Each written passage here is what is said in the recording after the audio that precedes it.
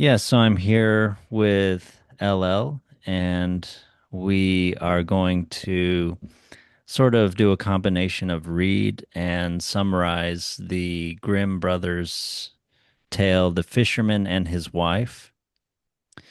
Um, so there was once upon a time a fisherman who lived with his wife in a miserable pigsty close by the sea, and every day he went out fishing. And once, as he was sitting with his rod looking at the clear water, his line suddenly went down, far down below, and when he drew it up again, he brought out a large flounder. Then the flounder said to him, "Listen, you fisherman, I pray you, let me live. I am no flounder really, but an enchanted prince. What good will it do you to kill me? I should not be good to eat. Put me in the water again, and let me go." "Come," said the fisherman, "there is no need for so many words about it. A fish that can talk I should certainly let go anyhow." With that he put him back into the clear water, and the flounder went to the bottom, leaving a long streak of blood behind him. Then the fisherman got up and went home to his wife in the pigsty. So the wife asks him if he's caught anything. He says, "Well, no. Well, then again, I did catch a flounder who was an enchanted prince, so I let him go again." "And did you not wish for anything first?" said the woman. "No," said the man. "What should I wish for?" And she said, "Surely it's hard to live as we do. Why don't you ask him for a small cottage for us? Go back. He'll certainly give us that." And the woman says, "You did catch him and you let him go again. He is sure to do it. Go at once." And so the man goes back, and the sea was all green and yellow and no longer so smooth. And then he says this ditty that he says several times in this story whenever he goes back to the flounder. "Flounder, flounder in the sea, come, I pray you, here to me. For my wife, good Isabel, has sent me here against my will." Then the flounder came swimming up to him and said, "Well, what does she want then?" "Ah," said the man, "I did catch you, and my wife says I really ought to have wished for something. She does not like to live in a wretched pigsty." He asked for the cottage. The flounder says, "Go to it. She has it already." So when the man went home, his wife was no longer in the pigsty, but instead was sitting on a bench in front of a small cottage. And she took him by the hand and said, "Just come look inside. Now, isn't this a great deal better?" So they went in. There was a small porch and a pretty little parlor and a bedroom, a kitchen and pantry with the best of furniture and fitted up with the most beautiful things made of tin and brass. They had a small yard with hens and ducks, a little garden with flowers and fruit. "Look," said the wife, "is not that nice?" "Yes," said the husband, "and so we must always think on it. Now we will live quite contented." "We will think about that," said the wife. And with that, they ate something and went to bed. And so a week or a fortnight, 2 weeks passes. The woman says, "Listen, husband, this cottage is too small for us. I should like to live in a great stone castle. Go to the flounder." "Ah," says the man, "the cottage is quite enough. Why should we live in a castle?" "What?" said the woman. "Just go there. The flounder can always do that." So she doesn't really try to say that the flounder, owes you his life again. It's just go. We can get that. And the wife says, "No, it might make him angry." "Go," said the woman. "He can do it quite easily." The man's heart grew heavy. It is not right, he thinks, and yet he went. Now, when he went the sea, the water was quite purple and dark blue, and gray and thick, and no longer so green and yellow, but it was still quiet. And he stood there, he said his ditty, "Flounder, flounder in the sea, come, I pray you, here to me, for my wife, good Isabel, has sent me here against my will." "Well, what does she want then?" said the flounder. The man's half scared, asked for a great stone castle. Go to her. She is standing before the door." Then the man went away, intending to go home, but when he got there, he found a great stone palace, and his wife was just standing on the steps going in, and she took him by the hand and said, "Come in." So he went in with her, and the castle was a great hall paved with marble, many servants who flung the doors wide, and the walls were all bright with beautiful hangings, and in the rooms were chairs and tables of pure gold, crystal chandeliers, and all the rooms and bedrooms had carpets, and the tables were laden with food and wine. They had a courtyard, stables for horses and cows, all the trimmings. Come, said the woman, isn't this beautiful? Yes, indeed, said the man. Now let it be, and we will live in this beautiful castle and be content. We will consider about that, said the woman, and sleep upon it. So next morning she awoke first. It was just daybreak, and from her bed she saw the beautiful country lying before her, and she was not content with it. Get up, husband, just peep out the window. Look, couldn't we be king over all the land? Look, go to the flounder, we will be the king. So she's always not looking on the being of things, but always looking at things to have, to own, to control. Why should we be king? I do not want to be king. Well, if you won't be king, I will be king, said the wife. Go to the flounder. Ah, wife, why do you want to be king? So he goes to the flounder, and now the water's quite dark gray, heaving up from below, smelling putrid. And he does his ditty, flounder, flounder by the sea. My good wife has sent me here against my will. Well, what does she want then? She wants to be king. Go to her. She is king already. So now they have a palace, great tower, magnificent ornaments, sentinel, kettle drums, trumpets. Everything was made of real marble and gold with velvet covers and great golden tassels. His wife was sitting on a high throne of gold and diamonds with a great crown of gold on her head and a scepter of pure gold and jewels in her hand, and on both sides of her stood her maids in waiting in a row, each of them always one head shorter than the last. Then he went and stood before her and said, Ah, wife, now you are king. Yes, now I am king. Now we should wish for nothing more, said he. Nay, husband, said the woman quite anxiously. You see the change in her. I find time passes very heavily. I can bear it no longer. So, as she gets into the realm of the political, she's anxious and she can bear it no longer. She's getting up earlier and earlier and sleeping less and less. Now she wants to be emperor. Ah, wife, why do you wish to be emperor? Husband, said she, go to the flounder. I will be emperor. No reason. Alas, wife, said the man, he cannot make you emperor. I assure you he cannot. What, said the woman, I am the king, and you are nothing but my husband. Now she's putting him down, comparing things. Will you go this moment? Go at once. If he can make a king, he can make an emperor. I will be emperor. Go instantly. So he was forced to go. As he went, he was troubled in his mind. It will not be end well. The flounder will at last be tired out. With that he reached the sea, and the sea was quite black and thick, and began to boil up from below, so that it threw up bubbles, and such a sharp wind blew over it that it curdled, and the man was afraid.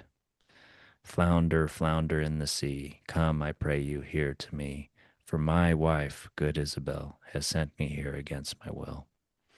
What does she want? Wants to be emperor. Go to her, said the flounder. She is emperor already.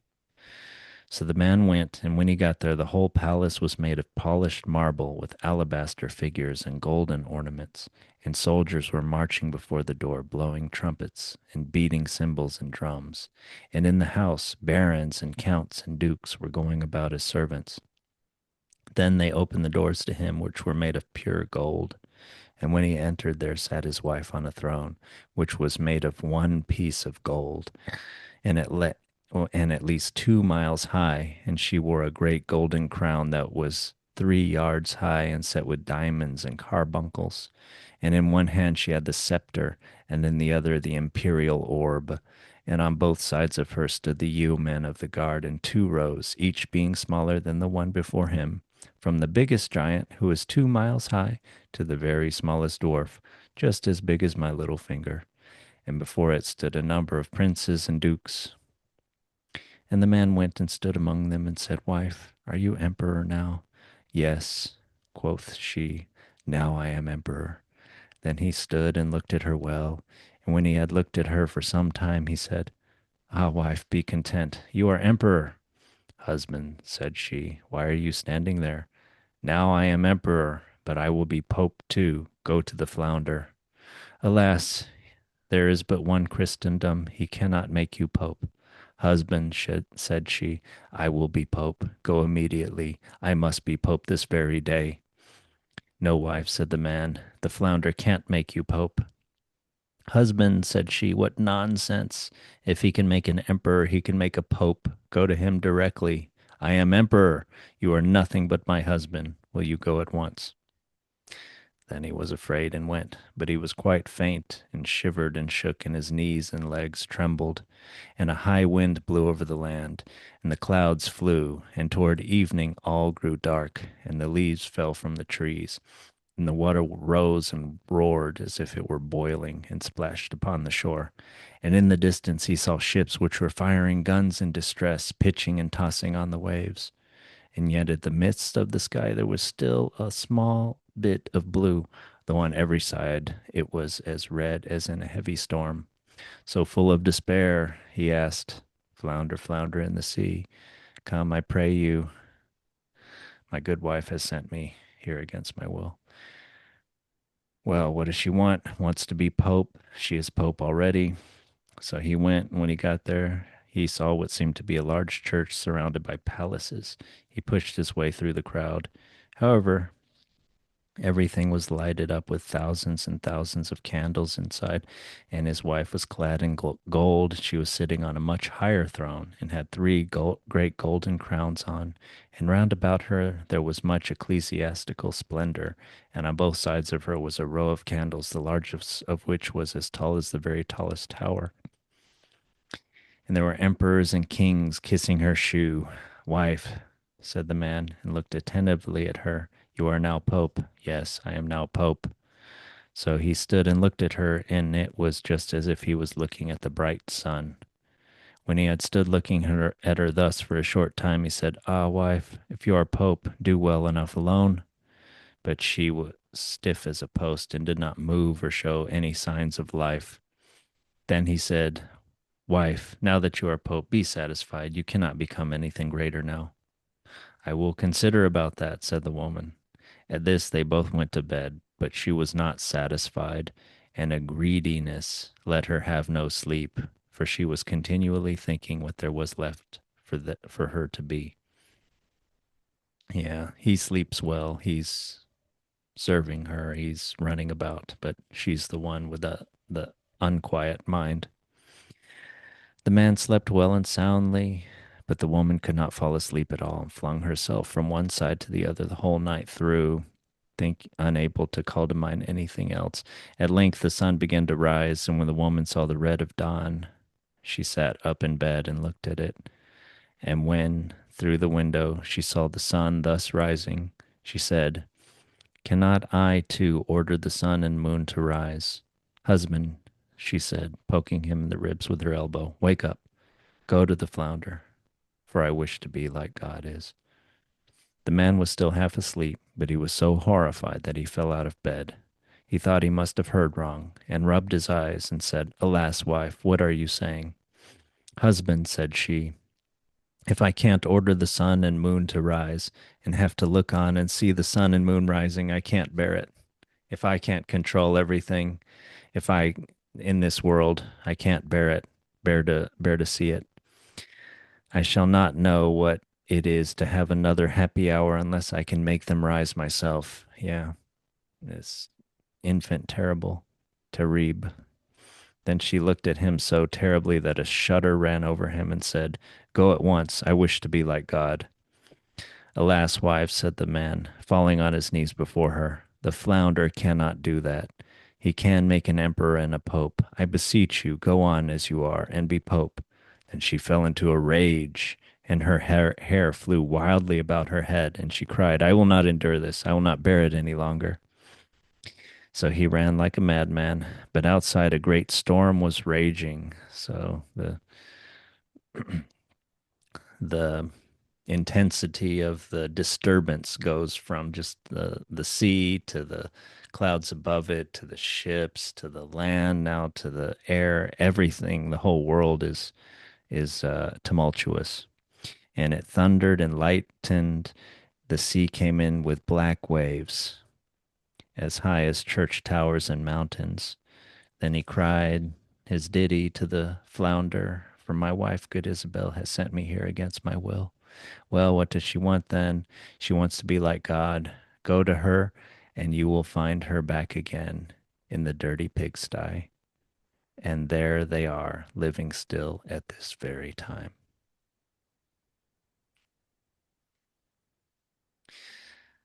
Yeah, so we both thought this was kind of an unexpected ending. You knew it was going to be some kind of disaster, but in a way, this isn't a disaster. They just went, Mhm. it feels like a disaster if you think of how much they lost, she lost. But what did you think about the ending? Mhm. Well, I just started thinking about just spiritual ideas of, God being easier to find in nature and a simple life. So, Mm, so that's what the founder knew too, mm, and that's how you can be like God. mm. It's easier to be like God, closer, Well, I mean, she'd closer meant to like nature. God as in commanding based on Mhm. will the heavens and the whole world, right? Like that was a natural progression of her increase in power. She went Mhm. from having some political power to having a lot to having a religious power and being closer to God as the Mhm. Pope. And then finally, yeah, she wanted to have total power. Mhm. But and that's what she meant by being like God. And then when the flounder sent her back into the pigsty, you're saying that she was closer to nature, she was less political, less Mhm. grasping after worldliness, and therefore she was closer to God, right? But was she Mhm. more like God? Well, I think she was probably misunderstanding what it is, what being like God means. So she was thinking of it in terms of power and control. Uh, Yeah. when that's not, I don't think that's of course, that's part of our ideas of God, but it's not the main point about God, I think. Yeah, and that is Or, kind of the sort of more sort of ancient ideas of gods is that they are willful and they're basically like powerful humans, right? They're like forces Mhm. of nature and things. They're fickle.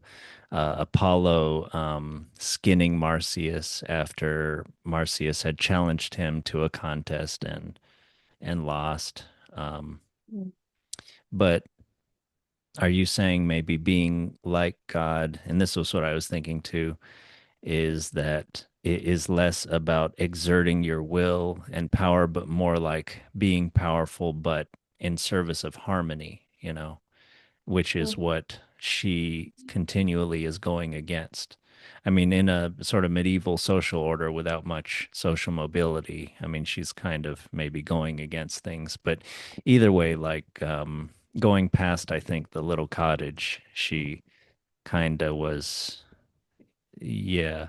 I mean, she was thinking of having a great castle, great lands, but what about all the responsibility that you have for all the people on those lands and everything? And then, of course, Mhm. being a king and everything, she's only thinking of everything that she's getting and is looking like and being, not in terms of serving, which you could say an idea of God is not that he is trying to, manipulate the heavens, manipulate the sun and the moon, like at the end of the story, to Mhm. kind of just for his entertainment, for lack of a better word, but more to to serve everybody, to nourish those fields and everything that she was always looking upon with avarice or to help the tides for the sea and the fish with the Mhm. enchanted prince in it and everything. Mhm.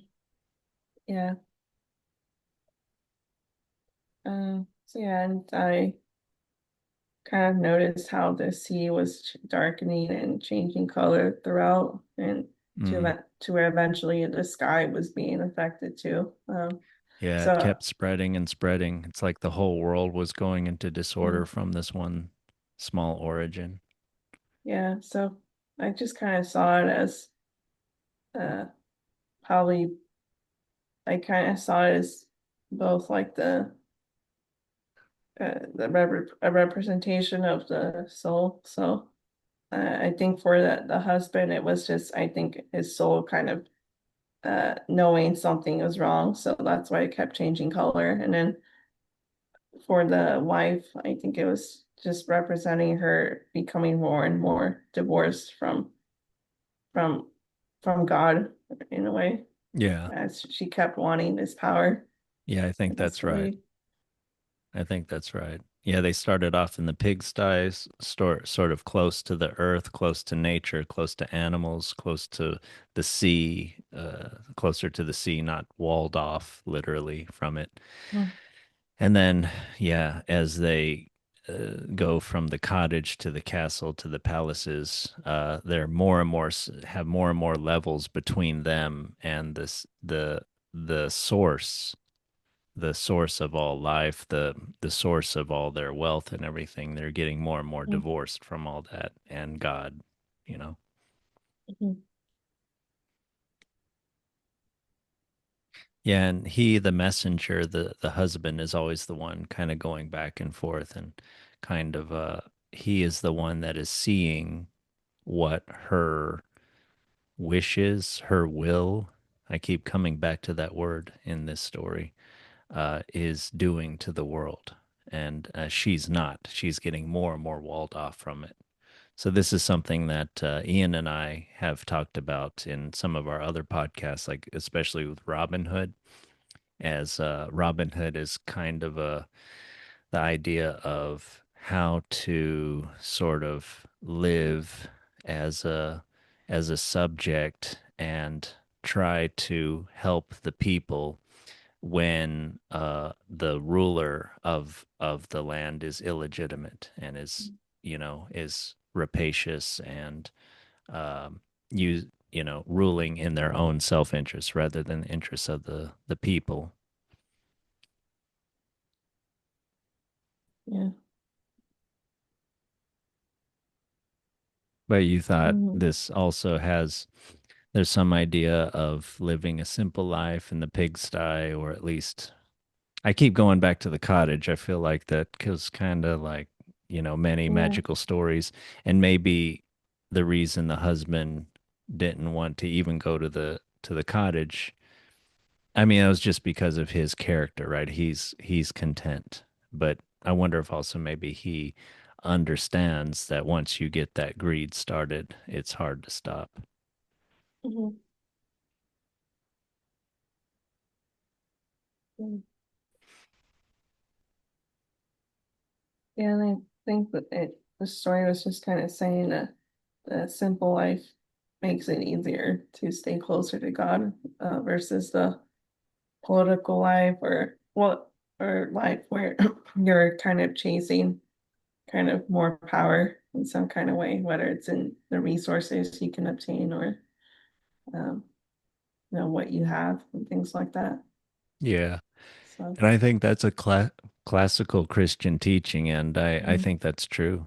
Yeah, the more mhm, it is easier for a rich man to pass through an eye of a needle than to attain the kingdom of mm, heaven, something like that. yeah, And yeah, not impossible. And there's maybe some reference to like an entrance to, I think, Jerusalem or some city back then that was called the Eye of a Needle, that maybe you mm, had to enter in with your camel. It was a low doorway, so you had to unburden your camel of its uh,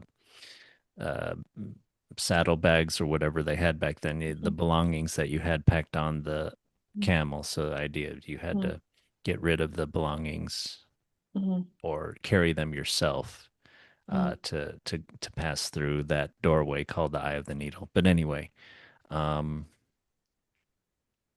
yeah, not impossible, but if you're not carrying your riches lightly, if you can't live contentedly, possibly even in a pigsty, how close to God could you ever be Mhm, with your riches, and especially, and I would think mhm, especially power. I mean, as mhm, soon as she's sitting on the throne and has all the maids in waiting, or the counts and the dukes and the kings and all the people with titles and everything, I think, yeah, you're getting so big for you're getting so big in your mind and just wanting more. And mhm, as the story shows, she's getting more and more restless, discontented, the more she has, the more she mhm. wants. Yeah, it also kind of made me think of uh, just Buddhist teachings too, since a lot of it also seems to kind of echo the same thing that the enlightenment is found in the simplest of things uh, in life. So it seems like all spiritualities know this. So you'll see that, like you said, echoed everywhere. Yeah. Yeah, and you and I were talking a little bit about, yeah, the second noble truth in Buddhism, that suffering is caused by grasping, and this seems exactly that. She was always, the more she had, Mm, well, she always was grasping after more, and past the little cottage where she was maybe a little contented, although I think she was always thinking of more. mm, But at least she was a little contented, maybe for like 1 or 2 weeks in the little mhm. cottage. After that, seems like the momentum was going in her mind, and she was always grasping after more until Yeah. the finale, when she wanted to control the sun and the moon. She wanted to control everything. She could not Mhm. look upon anything and think that it was out of her control. Mm. Yeah, I think it's just that tendency, just the higher you climb, the more you're going to spend time preoccupying yourself with how to keep that, which, well, maybe not everyone in high positions, but maybe for majority. Are you Uh, saying it's kind of a loss aversion? You're not only thinking of getting more, but afraid of losing what you have? yeah, like afraid of losing and then falling into like we were noticing like wanting more. So And that's exactly what ended up having mhm, happening to her. She lost all mhm, of it.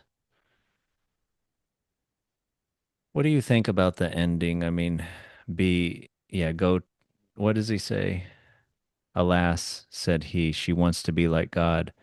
The flounder says, go to her and you will find her back again in the dirty pigsty. So he doesn't say she is like God. Maybe it's an ambiguous ending. mhm. Um, well, it's kind of what I was saying earlier. Just uh, I mean, the founder like also knows that the simple life makes it easier to be like God, and that God is kind of found everywhere, even in the lowest of places, or especially in the lowest of places, maybe. Yeah. Uh, Yeah, I think that's true. And of course, especially for Christians, I mean, the the Christ is, a poor figure, spat on, beaten, executed. So, yeah, he is, mhm, in a way, the God is to be found among the lowest, as he said in the Sermon on the Mount and other places. The meek shall inherit the mhm, earth and all that. mhm. Yeah, and I think just the more you're enclosed in the unnatural or the artificial, like these grand buildings, it's easier to be more disconnected, and just not connected with what is outside. So um, yeah, it makes it harder. And like we are talking about, you just become maybe a more political kind of person, uh, which to me is kind of the opposite uh, of finding God.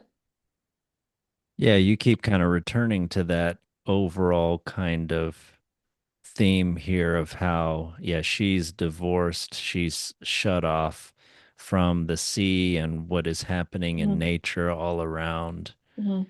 And as she, yeah, gets, as she ascends sort of in the story, and even towards the end, her throne is at least 2 miles high. I mean, it's just Mhm. showing she's just further and further away Mhm. from that Yeah. pigsty. And you made the comment also earlier that when she's looking out the window, she can't appreciate the sun and moon for what they are, but she's only Yeah. thinking of what she can get. Yeah. I mean, Or she's she can. literally looking through a frame Mhm. at the outside. And I'm thinking of the psychological concept of framing, where there are many different ways to view the same thing. And I think the story makes clear they have a very pleasant scene outside that they can look at.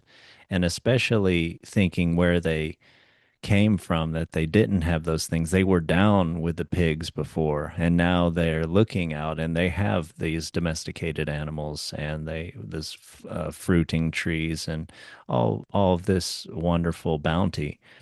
But instead she's thinking of what she can do with it and what more she can get. She's thinking about that flounder in the ocean that, as you point out, she never looks at, you know. She's always sending her sort of servant husband out to go get to extract more from it. Yeah, she's not living in harmony with things. Mhm. She's not seeing things for what they are, but what she could be and have. Mhm. And I think her name Isabel, I think that comes from Elizabeth, and I think that name means God is my oath in Hebrew. So yeah, just a little name etymology there. Hmm. I thought it God was is my oath. yeah, I think that's what the name means if I'm not mistaken. So What could uh, that mean in this story? yeah, I thought it was kind of just a little ironic, but considering the story, but I wonder if that was intentional or not. Or Yeah. Yeah, it could be some reference. I mean, could have been some historical figure known to people that would have made it in here.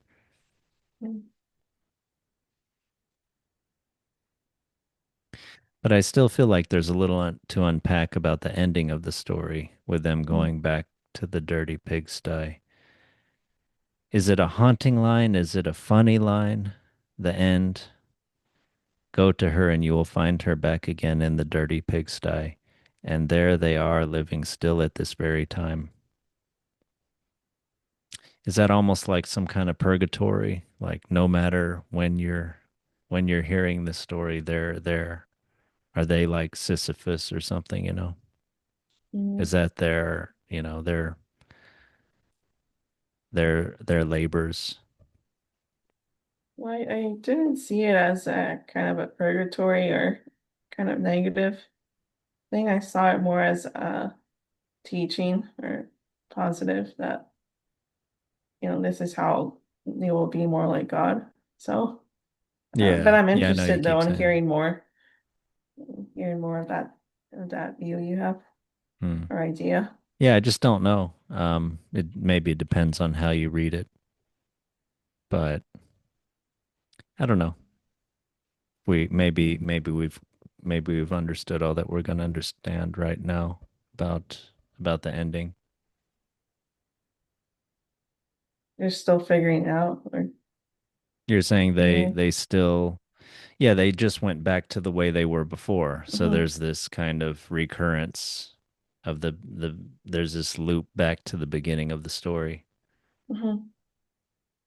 Yeah, and it's yeah, so they're still together, and it's not mentioning that, like there was some kind of punishment or something negative happening because of how she was before. So I I kind of view it as maybe she's now maybe going to go back redeem herself, or she has the potential to now. So Yeah, Um, exactly. Yeah, she didn't before. mhm, Maybe she can understand God more now as not someone or an entity that exists for itself, but more for others or yeah, for as like you're talking about as part of the natural order. mhm, And I do think that's true about any responsibility. It's you're like you're a shepherd. You're maybe you're there to take care of the flock. Of course, mhm, in Plato's Republic, Thrasymachus will point out, well, the shepherd wants to get the wool and kill the sheep and stuff, but mhm. Yeah. And I think you probably weren't wrong. It does sound like a purgatory, and from like the Catholic perspective, purgatory is still an opportunity to get to heaven. Uh, yeah, as that's long right. as Yeah.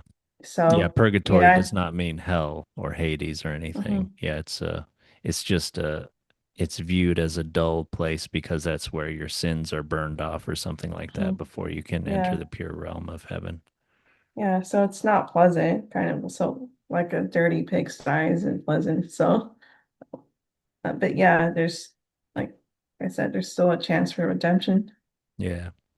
And I'm wondering, I mean, this dirty pigsty, this fisherman seemed completely content with it, right? Like Mhm, he seemed happy. He didn't want anything more. He didn't want anything from the fish, mhm, which, he was kind of a fundamentally decent person. He was always troubled by his wife asking for more. mhm, Uh, his wife is the one that has to be in the pigsty more than he is when he's off. He can go to the ocean every day. It's maybe a little bit harder for her. mhm, But yeah, it's maybe I would think, especially after the wife having attained the ascendancy of Christendom, that she would be maybe have a pretty difficult time for a very long time, and that would be a long purgatory. Uh, of being in the pigsty. But yeah, very different experience maybe for the fisherman. I would think the fisherman would at the end of the story, the fisherman would appreciate the pigsty even more than he did before. And mhm, and she, God, it's hard to imagine. I mean, she's only characterized in this story as being avaricious, wanting more and more. It's hard to imagine her kind of turning over a new leaf and kind of learning her lesson. mhm. But, like you said, maybe this is the best chance she has. But I mean, what do you think? From imagining just this character type, you think she could learn something from this? She just be bitter. Well, there's the opportunity, but maybe she'll view it just as only punishment. Yeah. So, Yeah, yeah, I maybe don't that's the know. best. Yeah. But she's part of the story that maybe can help others. Mhm. But if she heard this story, she might just try to think of another way out of it and to, or that she should have. I still think they could have. I think this could have ended up. The story could have ended up. She just stops at the cottage. There's often stories where someone catches a magical being and has some kind of negotiation and does get something in return. But yeah, there Mhm. has to be some kind of struggle, some kind of building of virtue through Mhm. like through that struggle, through difficulty and Mhm. character growth, and then you kind Yeah. of are able to you have a gift now and you can serve others like the story of the spirit in the bottle. Yeah, it's like you mentioning stories kind of reminds me like in the story she seems to know like stories herself. So she knows that if you find something enchanted, Right, yeah. you can ask something of it. But she That's seems right. kind of blind to the rest of the story, That's right. where you have to be careful with what you ask for, and she doesn't see her own story kind of uh, playing out. Yeah, that's very good. Yeah, I just thought that was a little funny, actually. Yeah, yeah, that's a very good insight. Yeah, she it's like having it's like having half knowledge is worse than being ignorant. Mhm, Like only reading one book is makes you a dangerous person. mhm, Yeah. Yeah, he's the better person here and the happier person. And he is it that he doesn't understand these kinds of stories, or he's just content with not living in them? Yeah, maybe he doesn't want to be Aladdin with the genie because he knows that more often than not, you're gonna end up regretting mhm, having made your wishes. But yeah, she sees maybe the stories as not, she doesn't understand the lesson that one can get from mhm, them. And she simply understands that, oh, mhm, you were in that type of story. mhm. Yeah, or yeah, I guess he seems to know stories too because he comments that if I catch a talking fish, it's best to let it go. So, uh, like I think he says that when he catches the flounder. Um, He does, but so, I thought that was just him sort of reasoning like, well, it must be a human being, so, a fish that can talk, I should certainly let go anyhow. Hmm. Well, now I'm starting to see it from the way you're saying it that this could be like a dangerous situation or something. Like this talking fish. I don't know about this sucker. mhm. With Yeah, that, well, hmm. Yeah, go ahead. I thought, yeah, being a decent person on top of knowing stories uh, too. So, Hmm. Having a long streak of blood behind him. We talked about that after he let the fish go the first time. It had a long streak of mm, blood behind him. But you thought that maybe doesn't mean very much. I thought maybe just it shows that he really is a human. um, look, I just viewed it as kind of a symbol that they'll be meeting again a lot. Like he'll come back and kind of follow the trail, so to say, or keep meeting the flounder throughout the story. So I kind of thought that was like a maybe a little foreshadowing that he'll be seeing the flounder again Hmm. Why? From the streak of blood. because it's like a trail. So It's like just a line kind that of links following. them. Yeah, Hmm. but. But yeah, I could see it from what you thought though, that just showing the flounder's humanity. Hmm. Yeah, either way they are linked, him and the flounder and his wife. And after all that's said and done, they just return back to the state they started with. It's usually these stories have a beginning and a change and an end where things are different. It's interesting that in this story, things change to a tremendous degree, although also not because they're always in the same place. Like many stories have someone traveling somewhere, but this time he's always just going from his home location to the sea back. And when he comes back, everything is changed. So that's a little different, but it's still in the same place, technically. She is Hope on the same grounds that she was Lady of the Pigsty. So this story is different than other stories in that way. Mhm. But yeah, and I talked I talked I think in various ways about the ending of this story, but there is I think more than anything the tone to me seems comedic that and they I want to be like God, and then boom, back to the pigsty, and they are there to this day. But I don't know. What do you feel like is the tone, the end of the story? Yeah, I thought the last night was more funny too. Yeah. Uh, Yeah, really, really, really be careful what you wish for. You might just end up back in your pigsty. But yeah, I guess it's just fitting, you wish for too much, you do too wrong, and nothing's gonna change at all. Okay, well, you have any other thoughts on this one? Not so far. Okay. Yeah, I enjoyed the story. It's a little different than other stories that we've read because he doesn't no one goes abroad or anything. But everything changes right at home.